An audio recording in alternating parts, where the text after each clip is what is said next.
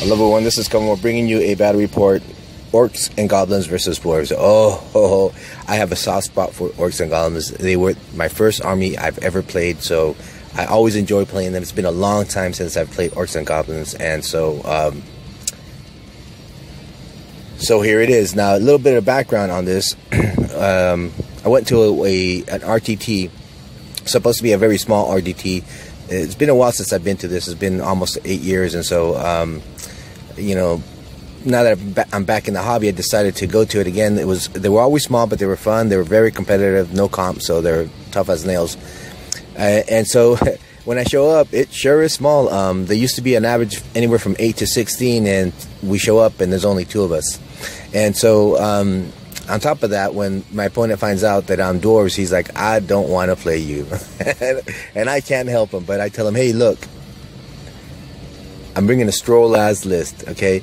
All movement, only have 1 unit of shooting. And so he says, oh, okay, well, I'm bringing an all Charriot Orc and Goblin army. I've been wanting to try him out, so I'll, you know, this is a great list to try him out.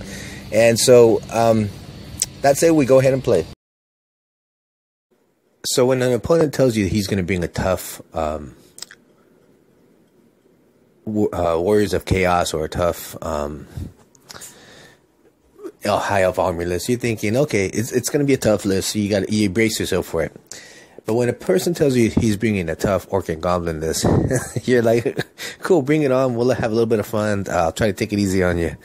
And boy, I'm in for a surprise. When I see what he puts down, I realize I have no answer to his army. Not only is it, you know, he does mention it's all chariots, and that's fine and dandy, but he also has 2 Snotling pump wagons, 2 man manglers, a skull crusher, you know, a catapult, and a doom diver. And then on top of that, he has a huge unit of 40 Orcs and Goblins. So this army is going to be very tough, especially for the build that I have. Now, typically, I wouldn't be too worried about this army with my traditional dwarfs. I'd be able to address the good amount of his threats, regardless of whether I got the first turn or not. But here I have no shooting. I only have really 1 unit that could shoot, and the rest of them is all combat. And the disadvantage that all these impact hits have is, 1, I don't get my armor saves. I don't get to use my shields. I don't get to use my higher weapon skill, and I don't get to use my shield wall. Right. So most of these guys aren't going to get shield wall. I only have 1 unit, but nonetheless, I have nothing that could.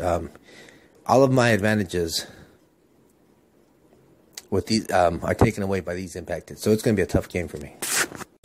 The list that I bring to this game is a Srollaz list, and for those that don't know what that is, Dwarves have a standard, a runic standard that you could buy and put on your magic standards. That's called a Srollaz, and essentially what that does is that gives that unit the Vanguard ability. And on top of that, our gyros have an upgrade ability that you could buy that gives them a Vanguard ability. So what you have is kind of this dwarf army that has like a turbocharge, right? You before the game starts, you can hit that turbocharge, get halfway across the battle line, and by turn 1 or turn 2, you're in range to start getting your charges off. And so that's kind of the list. So it's a very combat heavy oriented list. You'll not see a lot of shooting, and the shooting that I bring really is not for effects or effectual shooting. It's really just because the units that I took happen to have shooting with them. The only exception is the Iron Drakes. And so the deployment here kind of, I have 2 strategies on this deployment. I have what's called a fleet trap, and that's the Iron Drakes are up front. They have 2 runes of slowness on them. So the idea is if an opponent charges them, chances are with 2 runes of slowness, they're going to fail that charge. And then I get 1 round of shooting, and possibly even 2 or 3. And then by the time they are for sure going to make it, I could choose to either stand and shoot or flee, and have my longbeards take the redirect charge. And so that's kind of the fleet trap that I'm trying to use there. On the right side, I'm setting myself up here for an anvil and hammer type tactic. So that's why I only have 10 quarters. They're really not there for shooting. I tool them up with shields for a shield wall effect, and then with the Master Rune of Groth One Eye and the unit of hammers, they're going to give them stubborn. So as long as they're not killed to the man, chances are I'll be able to countercharge and help them out and kind of get rid of them with the hammer units hitting so hard. On the sides, I put my gyros to protect my flanks. And I would say that for the most part, I did like this deployment. The only I think mistake really, or flaw that I have, is I really should have put the Iron Drakes in front of the hammers, simply because I don't take too many hammers, and they're always a unit that's kind of targeted, and so so the fact is they get dwindled out pretty quick, and you'll see that later on in the battle report. One thing I do want to also mention is this is probably the first time I'm trying a lot of new things here. I'm not very comfortable with the Srollaz list, and so I'm trying a couple new things, and not having a lot of shooting. I bring the Iron Drakes to kind of compensate for that, and I use a special character called Grim Brimstone. Grim Burlock. And essentially, he has a special rule that on a 2+ you get to have different attributes. One of them is the reroll, which is the only one I'll be using for this whole entire game, and that benefit is awesome on the Iron Drakes. You'll see that later on in the shooting.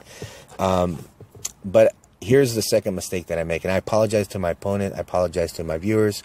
I forget to roll the 2+ on every turn. I just forget about that. It was my first time using him, and I just completely forgot about it. So throughout the game, I don't roll that 2 up, and so I get the benefit of the reroll shooting without having to take the risk. So again, I apologize for that. So that's it. And speaking of forgetting, the Rangers, I put them out in the far side. Now, the reason why I brought the Rangers, that's a unit that I don't use too often. But this time around, I brought them because they're essential for a vanguard army. Because if you have another army that has scouts, and they put them 12 inches in front of your vanguard, you're pretty much stuck, and you have no ability to move forward. So the scouts are there just in case somebody else has vanguard, or just in case somebody else has scouts. You have the ability to protect your vanguard space. But with him having no vanguard and no scouts, I use them for a different tactic. I'm going to use them to attack the war machines, and so I put him 12 inches from his Doom Diver. And I completely forget about them, and you'll see that later on in the slides. So this is a picture right before vanguarding, and so the idea is I take the worst case approach. I'm assuming I'm going to lose the roll-off. I rarely ever win first turn, and so the idea here, I'll move up 16 inches away from his unit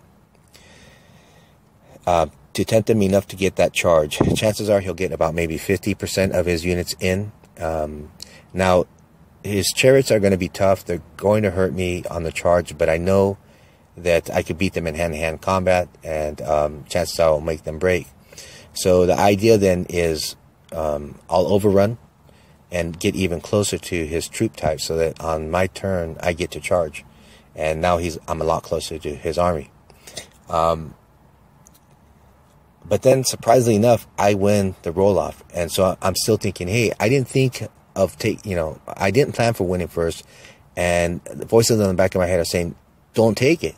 Give him the first turn and stick with the original plan. And I can't do it.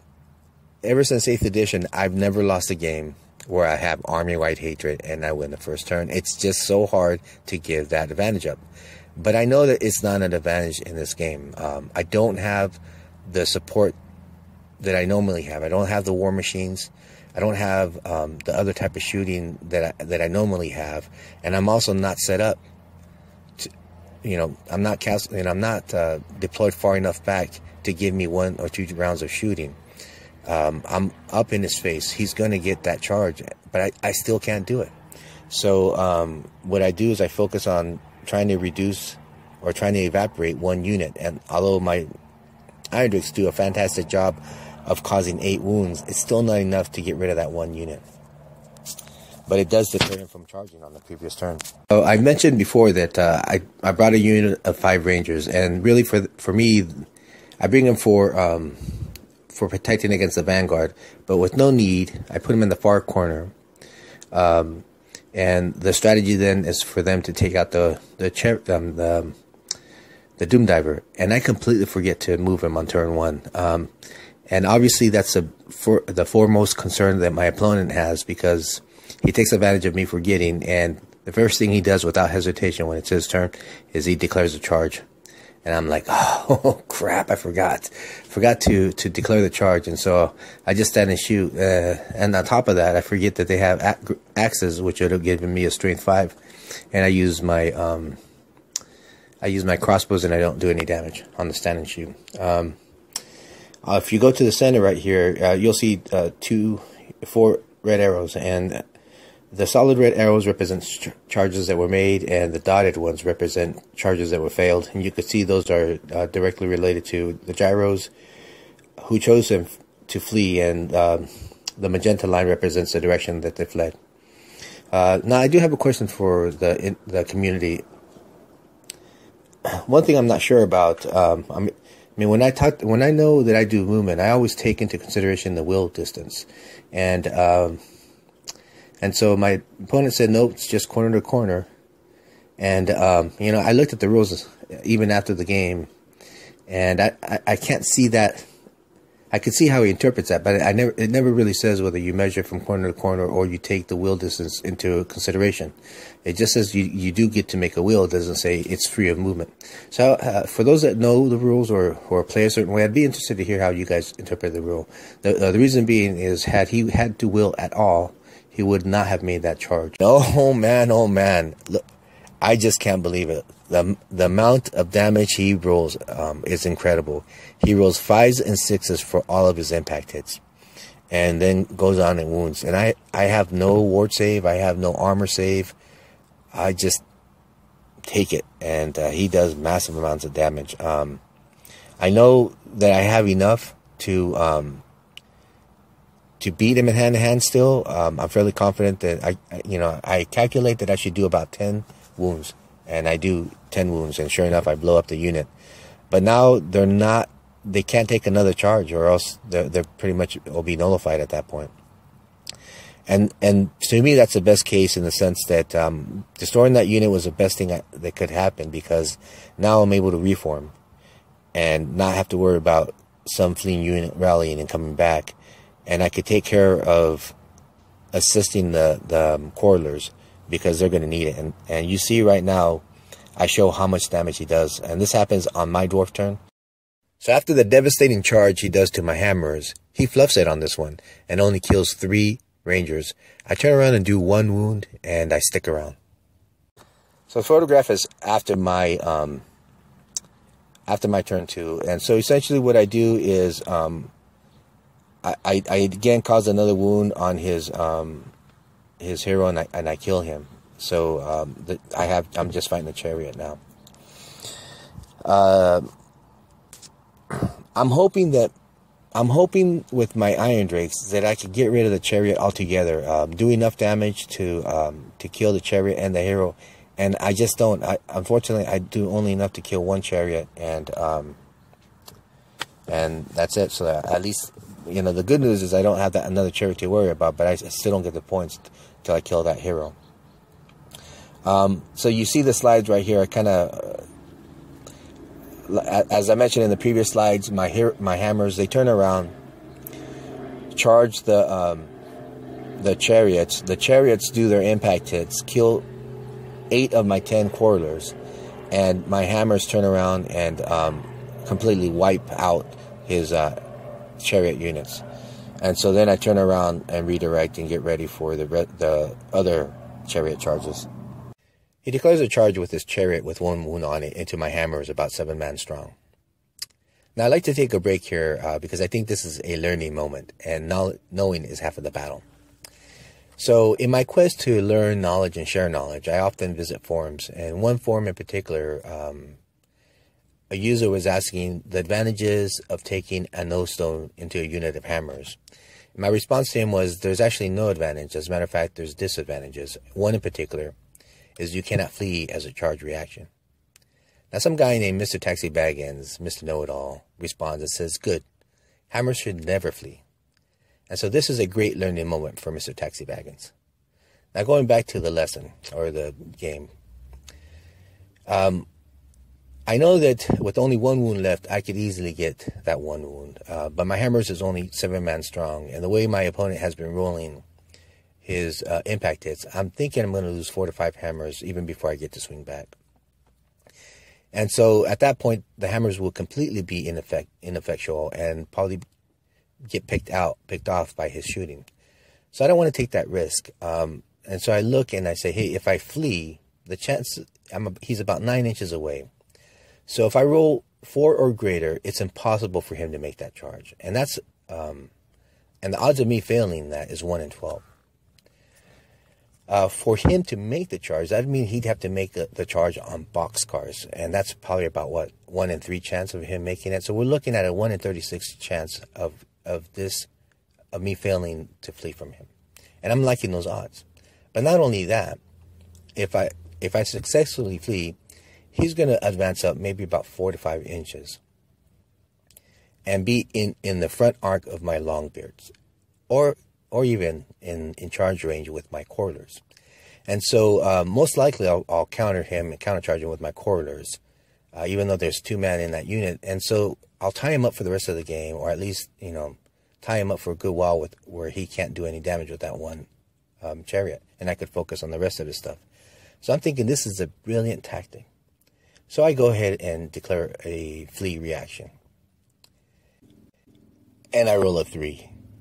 And my eyes open wide with anticipation as my opponent rolls his dice, and he rolls up boxcars. Damn it. And the only thing I could think of is, damn you! God damn you all to hell! Oh, I was so upset. Oh my gosh. So, just in case it's not apparent, Taxi and I are friends. He's a good guy, and we like to give each other a hard time. So now going on, this is Orc turn 2, and my opponent makes a mistake. When he overruns, he redirects into the my unit of quarters, and I don't catch it. I'm too upset still, and I don't catch it until later on. But at that point, it's kind of too late. I don't really feel like making it an issue. It's a friendly game, and I've noticed that every time I try to correct my opponent, even though he's admittedly says that he's not familiar with the rules, he still kind of challenges me as if he thinks I'm trying to pull a fast one on him, and to me, it's not worth it. So he moves his compulsory movements. I treat him like charges here, as far as the diagram is concerned. And so his 2 unit of snotling pup wagons make it into one of my units of Iron Drakes, and the other single ranger by himself. And then he just does regular movement. Oh, and then there's this little dwarf that could, all by himself. He's taking out the goblin hero, and he's working on the chariot, and my opponent doesn't want to risk it anymore. So he sends his snotling pup wagon and charges into my my single lone ranger. And the only thing I could do is I go training down this guy. No, you did. Oh, you motherfuckers. Okay. All right. You think you can do this to me? I'm the man up in this piece. King Kong ain't got shit on me. Yep. So just like the movie, great speech, but goes down without a fight. So the dice gods look my way and give me a little bit of luck. My opponent fluffs his attacks, causing only 1 to 2 wounds, and I roll 6s on both of them. So I take no damage. So this photograph is actually taken at the bottom of his turn 3, but this is the end of my turn 3. Essentially, after my gyros rallied in the previous turn, I advanced them forward, and I block my longbeards on the flank, and I bring back my longbeards a little bit to have the flank protected. I shoot his man mangler. Kind of looks like his van mangler is doing the side shuffle. But he has two of them, and I kill the one that has that's the correct model, and then his proxy model, he just takes that out and replaces it with the original model. And that's pretty much it. Not a lot of action on my side. Photograph was taken after Orc turn 3, after his charges. It was the same slide as the previous slide, but this has enhanced visuals. And so you'll see that the red arrows, all of his movement, his chariots charge my gyros again. His other Snotty Pump Wagon moves off of the board, and he moves his chariot on the left side more to my right, to get back into the battle. So you guys might notice some errors here. So essentially, you see the failed charge with the 2 dash arrows. Essentially, he was directing a charge at my 2 quarters who had fled on the previous turn. And so, if you guys didn't catch it, that was a mistake that was made. My opponent should have stayed where he ran down my hammers, and then he redirected and went into my quarters. And I didn't catch that until after it was too late, and I didn't want to make a big deal about it.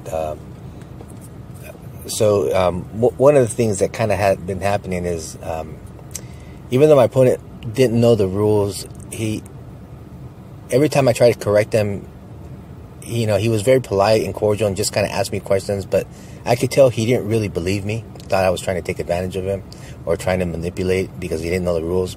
But he really didn't know the rules, and I just got kind of frustrated with having to teach him, and so I just wanted to move this game along because it really didn't matter. And some of the things were big and some of them were not, and so that's not really something I want to point out. So what you see here is so we continue on then, simply because a mistake had happened, we go on. And so the 2 quarters flee, and I think they should have fled off of the tabletop, but I wasn't paying attention. I fled away from the charge. Actually, that's the way it works. I fled away from the charge. And then in his compulsory move, his Squig Mangler goes through all 3 units. And I'm thinking, oh man, that's going to hurt. And somehow I misunderstood the rules. I never played them before. I thought they stopped at the first unit, so I wasn't too concerned. When he went through 3 units, I'm like, oh my gosh, I would have focused a lot more energy on getting rid of those guys instead of worrying about some of these other chariots. Oh, that Mangler is so devastating. He does 10 wounds on my Iron Breakers, or my Iron Drakes, 8 on my Longbeards, and then fluffs it on my quarters. I have 2 quarters left, and not 1 wound does he inflict on them. His chariot charging my gyro does 1 wound, and I do 1 wound back. It's a push. He continues his theme of just devastating my core units and fluffing on the guys I care nothing about. On my shooting phase, I get rid of that 3rd Snotty Pump Wagon. And hand-to-hand combat, my gyro beats his board boss, and I run him down. And I'm an inch away from running into his goblin hero. Oh, so close, so close. And hand-to-hand combat, I mean, there's nothing he has on the table that could take that unit of Longbeards. I have some pretty tough characters, and essentially, I beat down, I fluff my attacks. I only cause 2 wounds on his hero. And he breaks, but I choose not to pursue, because if I pursue, I'll be way out of range from the combat, and I'm going to leave my Iron Drakes alone, and I need to worry about his 2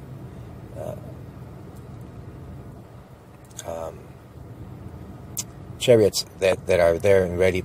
Now I had made this decision. I kind of went out of order before he fled. I should have waited until he broke and fled. And then I probably would have ran down his chariot, because then I knew that he'd have to he wouldn't be able to move that current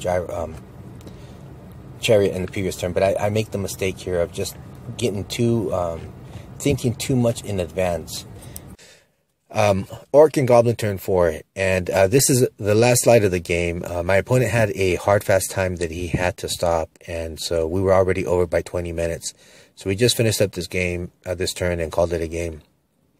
So for his last hoorah, my opponent charges his chariots into my Iron Drakes, and I'm like, oh my gosh, I had this coming. I didn't even pay attention and didn't really see this coming. And so if I did, I would have angled my Iron Drakes to prevent a flank charge. So here I'm hoping that he just fluffs his attacks, and he doesn't. Again, when he needs it, he rolls really high and wipes out the whole unit except for one Iron Drake. And I'm so happy because now that mistake doesn't cost me the game. Now, here's where it does cost me the victory. He causes 1 wound on impact hit to my special character, and during the combat phase, I think that goblins have hatred, and so does my opponent. So he rerolls hate. You know, he misses all of his attacks on the special character Grim, the Master Engineer, and he misses all of his attacks. But with reroll, he ends up wounding him and killing him. And so I kill his other chariot, and so that's it. No, I think I make my break test because I'm stubborn, and we call it a game. And so it's a 50-point victory difference between the two. So it ends up he has 50 points more than me, so it ends up being a draw. You know, I want to give a quick summary. I've never played a Srollaz list in a competitive environment. It's always been very casual games. I'm still not comfortable with it. And so I feel like the first time I played, I was too aggressive and it caused me the game. And here I felt like I wasn't aggressive enough, and it also caused me the victory. And so there's a little bit of balance. I know there's not always going to be on and off. You really have to understand your opponent's list. And I think I was a bit put off here. But I made a lot of mistakes, and I think, one of the things I don't feel comfortable with this list is that there's not a lot of shooting. I think next time I'm going to take a war machine or two, and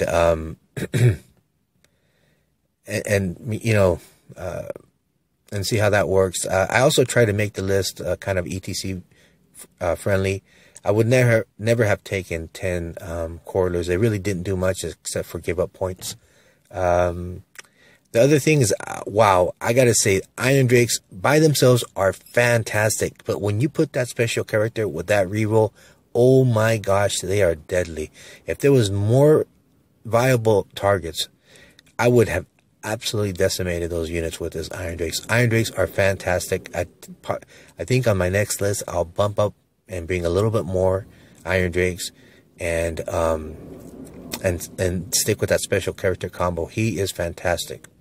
So that's it for now. Thank you for listening. This is Kevin Moore signing out.